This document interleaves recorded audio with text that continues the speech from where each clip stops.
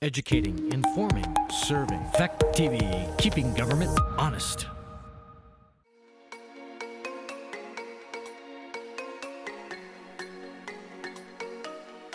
You are watching a Fact TV presentation of the Town of Grafton Select Board Okay, Meeting. I'd like to call the meeting to order.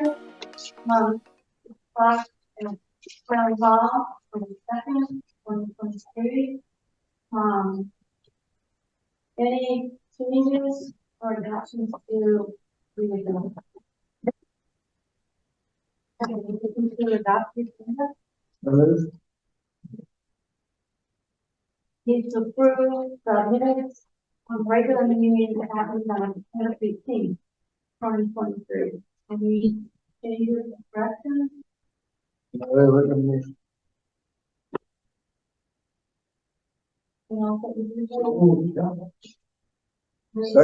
Second. Move to second, all in favor, say aye. Aye. We have a representative from EDCC. Can you repeat that? Sure.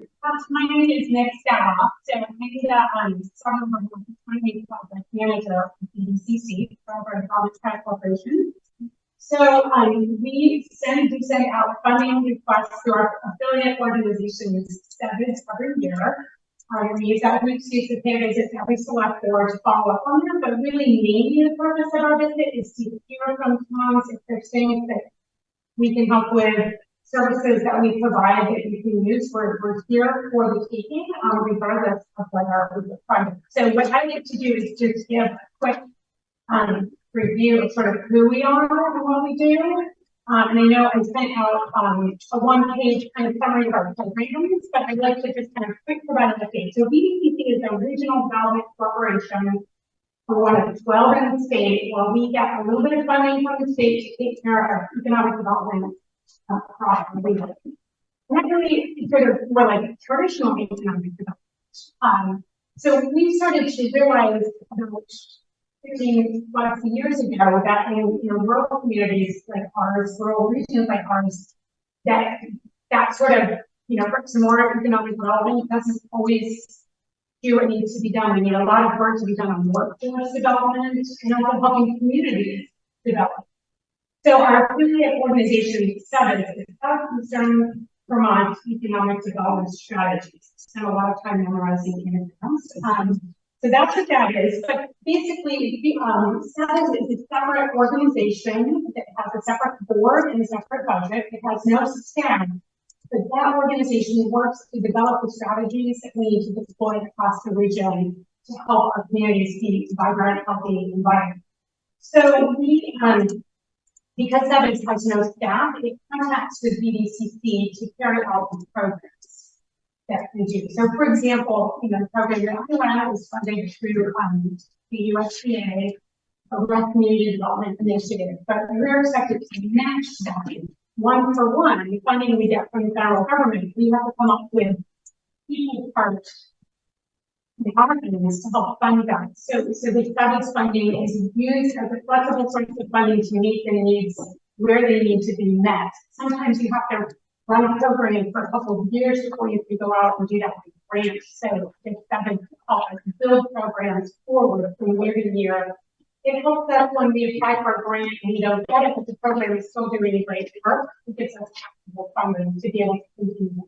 So basically, that's what SEVIS is. It has its own funding, and then it helps fund flexibly BDCC programs where that funding is needed to help us carry out the work. So that funding leads to the programs that's in the update I sent for you, so you can see, we work on. I don't know if you've seen this document. So going hot now because we're going to start working on a new one next year. But one of the things that SEVIS leads and my program will be working on a lot is going on and making sure that we're reaching the community to get input for that economic development strategy across the region. They get to go to Bennington County as well with that.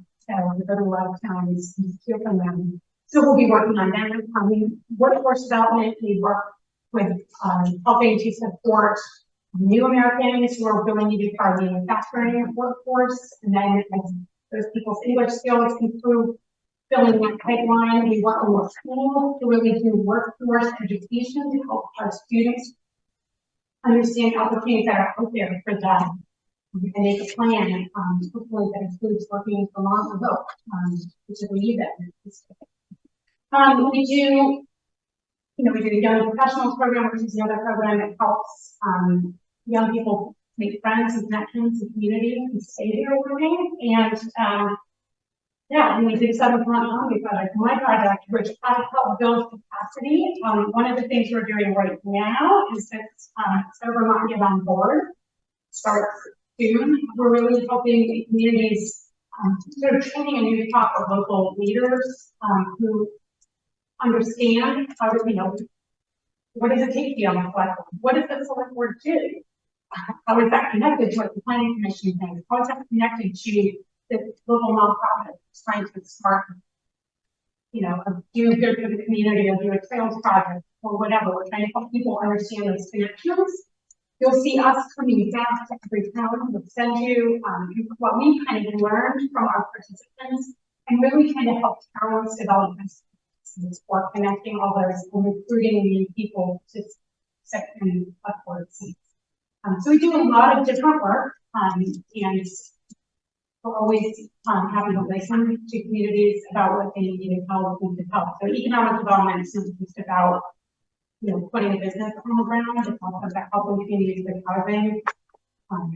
They find funding for water projects. I know you're working with the regional commission on a lot of that as well. They do the more community planning work, and then we help with sort of building skills people together. So that's what we do. That's what brings me here. I'm happy to answer any questions or hear from you. Anything that we can ways we can help. So I'm interested in what you're attack or how you go about connecting students, like at high school or even in middle school. Yeah, well, at this point we're mainly working in the high schools, but I see my colleague who runs that program. She's like, she would love to go as far back as middle school, but we start, we do a project right now she's working on. It's actually happening at Leland Gray on October 19th. We do this reality fair, which is really great, where it just introduces students to all kinds of different opportunities and also helps them understand, financial literacy, how to change higher. I get to go on the table on civic engagement. So we can have stickers draw like, oh look, you're a select board member. This is what you do in your town. So we really just help them understand career opportunities through that program and help kids develop, figure out what is my skill, what is my passion, and where can I put that to work. So at the moment, it's mostly through high school. So we work at UCC, Fellows Falls Community School, and really enjoy programs running there that really help kids and also help them build the skills to go out and get it. Right? Like when you need to look somebody in the eye and shake their hand, actually that's something that's a learned skill for a high school student. And she really works with them on all levels, but a lot of it is for them to be able to connect sort of their skills to what is out there for them. So that's really exciting. We always excited to get to do this. It's really fun. Kind of light a spark from kids, but that's what I'm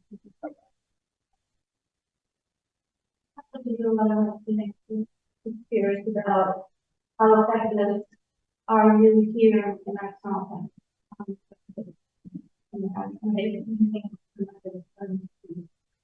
Yeah, I hope that would be something more that Chrissy would be able to answer, because I wouldn't do that program. But she sort of has the data on these students in each town, like they're at the school. But I think it definitely is something that we're trying to create a culture also within the school of understanding that kind of education is important for students, connecting them, understanding what opportunities are out there. So she's working with that. She would connect you to her. She would say more about how the program works directly. I didn't know the high school and middle school also had a couple of things. Yeah, it'd be nice to have that connection with like my staff, because they're doing work programs where they go into a company to work. Yeah. And they've already hired a couple of students, so that's the kind of, hands-on Yes. for those children that really need that type of rather than.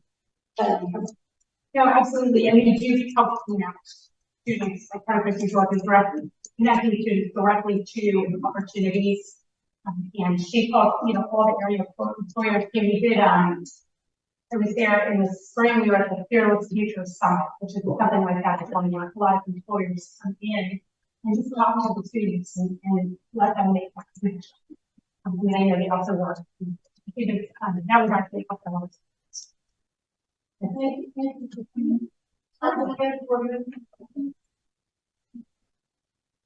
Great. Do you want anyone want this? Any local leaders? Technically, my course is full.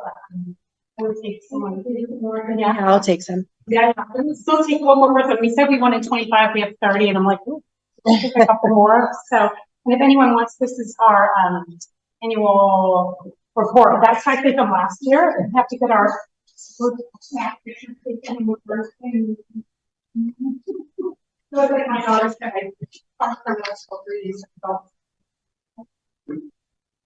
Do you have an extra one of that too? so I'm sure we'll be hopefully Thank hearing you. from you guys again as we do our SEDS update next year. It's really like the article community, so we try to have meetings that are all around. So this is, I'm not sure we'll let more years about the select board, but we want to have everyone's voices heard when we start doing the comprehensive economic development strategy. And hear from people what do we need, and what should we be working on, and what should we all be working on together. That very exciting. The front fire will go coordinator government, just part-time position at this point. So they do finally pick somebody up today. Brief person. Who would be people that she spends a day, she spends days a week in school. Oh, better, but they. You are probably in that picture there. But that's good to hear that that's been a big concern here. That's really, that's long time. Give me people. We need people, and so that's what we're really working on, bringing people, and then I hope we need to build a perspective, and we want to get people that will bring somewhere that they're being. There's always like talking about roads after this summer. Yeah, well, absolutely, and to make that be like the good choices. Not only, well, why would you do that? It's that choice to really to say, I want to be here. Great place to be. Those of us who moved back. Down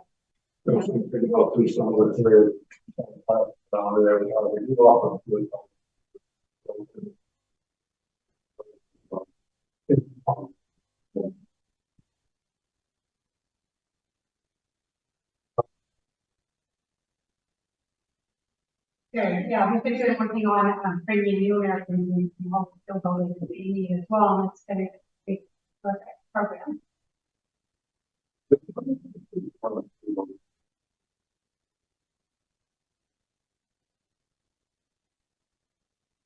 Thank you for having us. Yeah, we'll follow up, but anything that you need from us, always like to have Karen take up on our services. We may or may not, I know we can need a petition fee in the morning this year to get the funding, and they may or may not have staff capacity to do that, but it doesn't matter regardless of here. And we have you take up any of our services. We like towns to help us since we find the times to do really active users of our services, but it doesn't I think the funding is not required, obviously, to take that we're here for everyone. Whether or not we want to share some meeting, feel free to call us anytime you help questions and from our program with projects and organizations. That's great. Thank you. Thank you. Yeah, thank you. Hi, Libby.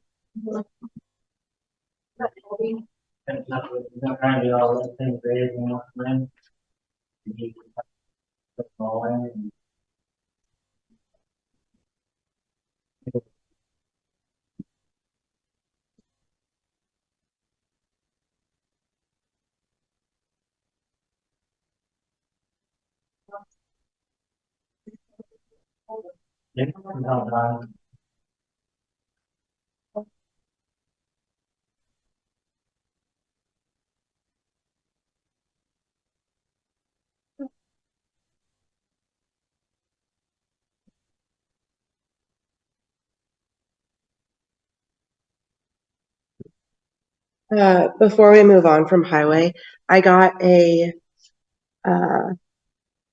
excess weight permit from PJF Trucking and Logging. So typically we just need a motion to approve that. I did let Mike know about it this morning, so it's a $10 fee for those for this year. Yep. I'll make a motion. All in favor of the excess weight for running for this year? Say aye. Aye. Any opposed? On that? Yep. Thank you.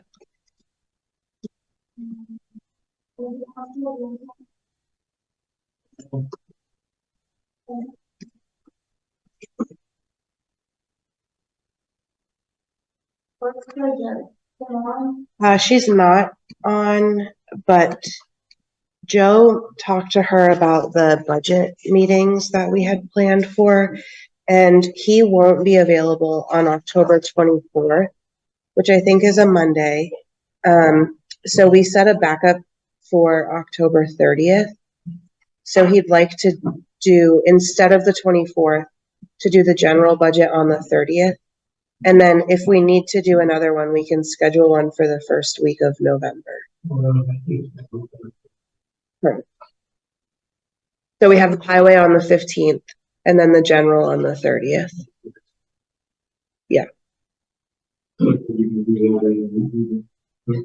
Yeah, I'd have to check the time on what we had for the 24th. I think it was 5 o'clock. Yeah. So we'll keep it the same as what that was. No, it was just gonna be And what was the? that was on the 15th. I'm sorry, the 16th of October, 5 p.m. 5 o'clock for highway. And then Monday, the 30th, let's say 5 o'clock for the general. I haven't talked with Hardy about that. So he'll have to set a date. Yep. And the library, fire, and rescue are all going to be here on the 16th to present their budgets.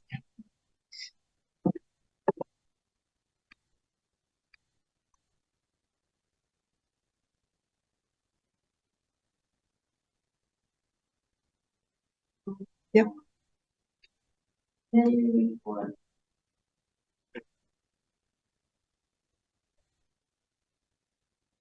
Nothing for personnel. Any else on the other end? Business. I have a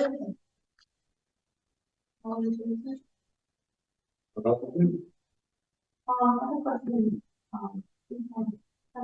Is still working on.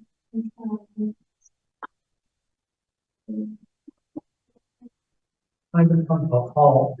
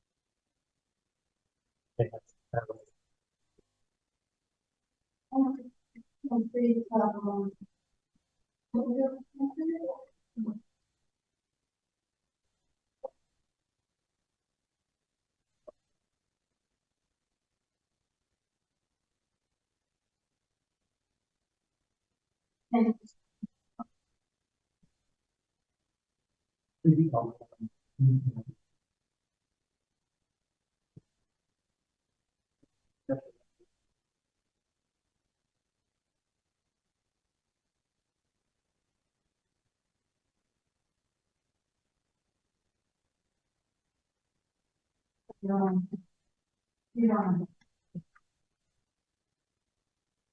comment, anybody out there?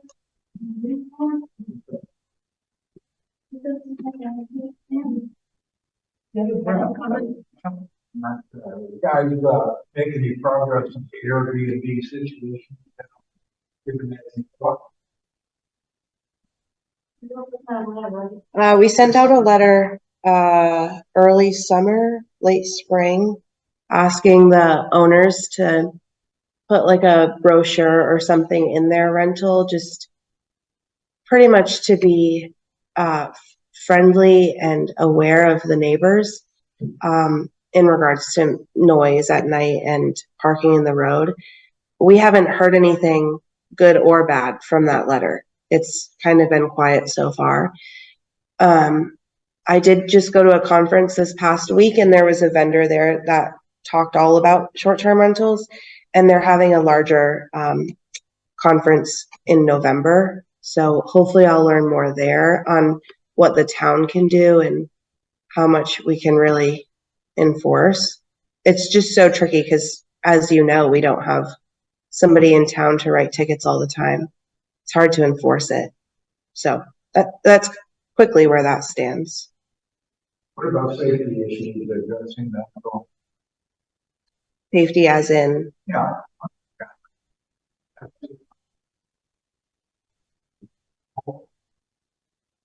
yeah, I talked to the fire marshal a little bit. And they're short-staffed too, so it's hard to know when the place is rented and how many people and who is gonna go and check to see how many people are in the home and do those inspections. Well, everybody is over, very busy, very short staffed until Yeah. it's a tragedy. Yeah. And when a tragedy happens, it's the thing.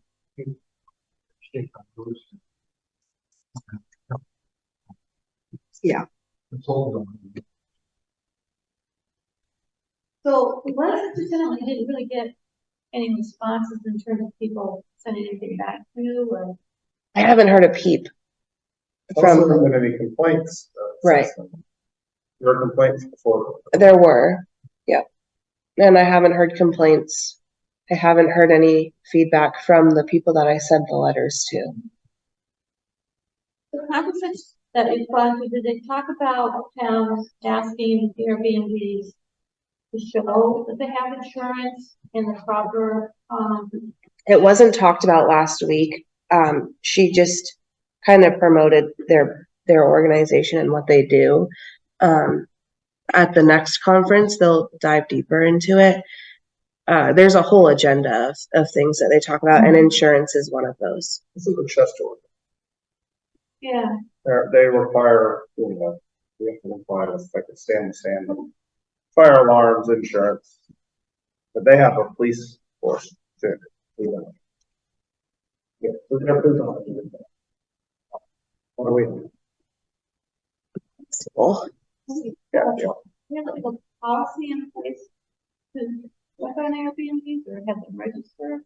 Are we thinking in that vein at all? we have no policy right now. yeah, we have no policy. If we wanted to enforce something, we would have to have a policy.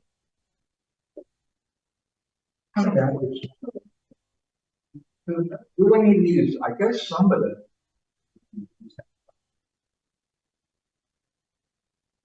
I know, initially, very few of them that can work with. They also had to have the chimney inspected every year. I believe. Had to have it. Chimney was inspected. Even though they tell them, don't use the fire department. You know, do with the 3 pieces of wood around, they're using the fire department. Yeah.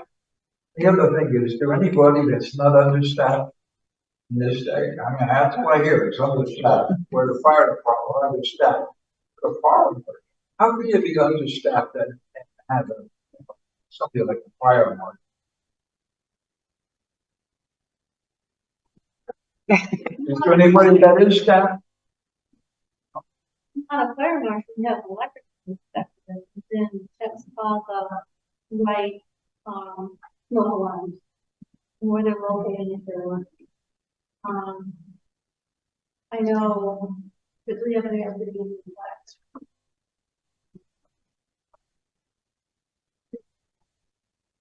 He went through this. Yeah, it's fine. We have renter's insurance on our policy. We have an insurance policy, you know, what everybody did. Because we had a wood stove, we took that out. Because we had that in, we didn't do our side, we didn't want that. It also linked in that, only that it was, down paying. We do know that these homes that have, you know, 10, 15 or 16 people. You know, so it does impact, especially in the village, with the septic system. They don't have. Right. So Kathy, how much of that in Weston is regulated by the town? I mean, like, the question about the septics and how much of that is a town ordinance and how much of it is just the company Airbnb that requires things like insurance and whatever? Our insurance company is about it, but I don't believe Weston has any kind of policy. I know they had suggestions from the state, but they have not approved any kind of policy for the town. I don't. Yeah, because We went through our, they did pictures, they told us what we had to do, what was going to cost. Pretty expensive to have that type of fire policy. and is that required by the company with which you do business, or did you just? No, it is required by our, not, we go through VLD. Airbnb does have liability insurance. Yeah. They require. They have their own. They have their own. You're paying them a fee every time someone rents your house. That's part of the fee. You're doing their But they didn't request benefit of their rent.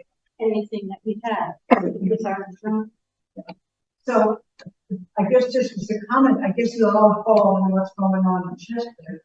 You know, they just put in a moratorium on new unhosted short-term rentals for 6 months.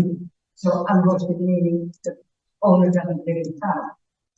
And of course, we had so many complaints, not the ones where the owner is a resident, but where the owner is out of town and there's less communication and less control and stuff. So they put a moratorium. And there's a big discussion going on about that. The Chester Telegraph reports on that all the time, very thoroughly. And of course, the whole thing starts with having a register. You know, we don't even have that.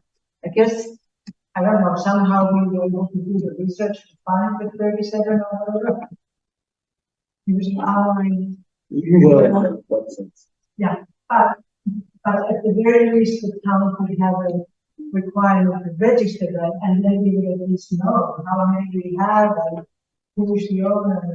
And how to contact them. Contact them. I think that's a good idea. Yeah, so, I mean, that would be the minimum.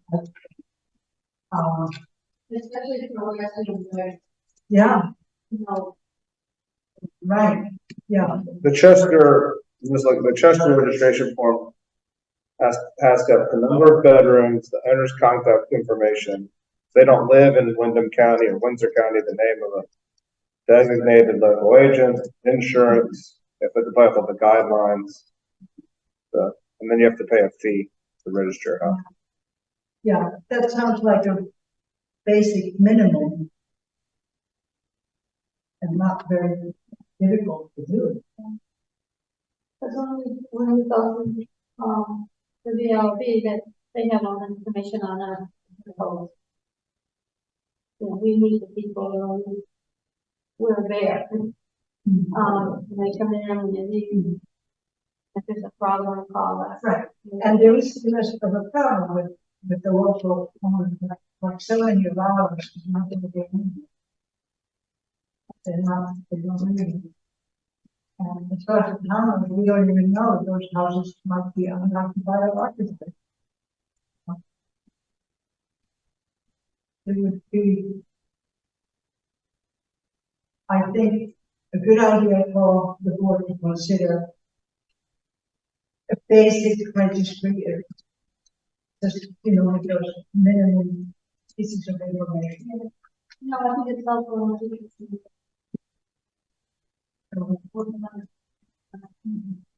The 2 days November, the board is not got in November, talks about the town's responsibility and everything on how to manage all of that. And that's what our intention is to see what everybody else is doing in the state, to see the easiest way to do it so that people do Is that a virtual seminar, Morgan? or is it- No, I think it's all in person. Is it Burlington 2 days again? Meetings. on that, one time. It's mixed in Yeah. with the town aspect and Airbnb owners. And what you have to follow as an owner and for the state regulations and what the town should be following, the state regulations. Uh, I think that's the company that was doing it. Vermont Short-Term Rental Alliance. clients that are- What are the dates of that? Number 13 and 14.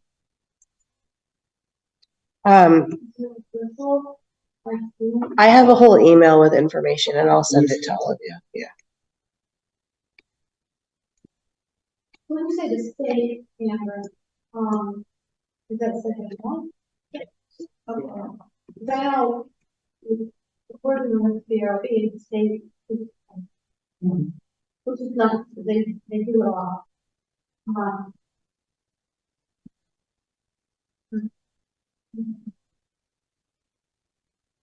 I do know if there's one town in Vermont that any sales of homes in that particular town will not be sold at the Airbnb. They do that. And whatever. Because they wanted families. And a community, because you lose the community when you have just people coming and going, and they have nothing to do with the business. Oh, here are these issues. I was struck in that, when our second homeowners contributed a lot of the, they visited and volunteered, teachers. Yes, the guests would come and go, stay a day, they could keep it up. So I think that's something to think about. Well, contribute money to the owner building, but they might come with a car of groceries and not even do any shopping here. They sometimes do. We've seen those bags being unloaded. So that's nothing for the town. We have all the points. Then you guys enjoy the It's not our own way.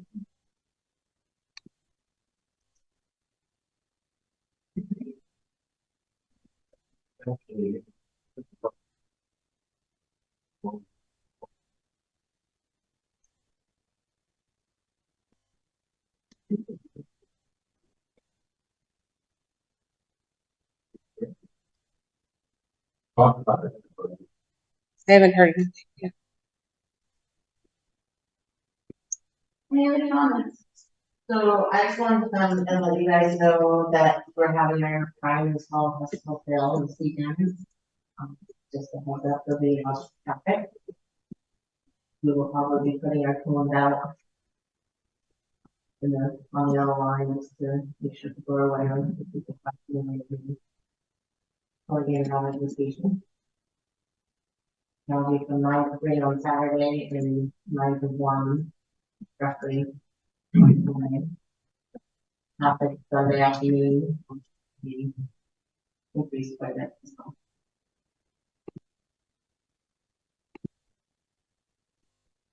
I hope you're happy too. So, a lot of stuff. Good. So when is the latest that you can accept donations? Thursday at 1. Yeah, we have some one days. All donations are there. So that's basic. Yeah. They're organizing and everything there. It's fascinating how much stuff you can put under those tents. That's all I'm gonna say. In this species, it's a small tent. I see the outside. Yeah, well, we always have stuff outside, so we just kind of have a pile right now, because I want the lawn dry out, and we lay it out. And we bought a tent out for.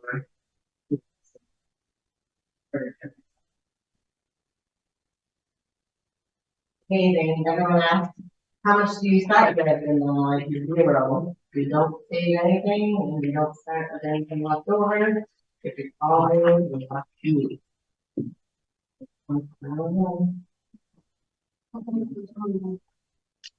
There's no other time meeting, it's on Monday, the 15th, that's it. And we are hoping for them. So moved. Everybody have a good night.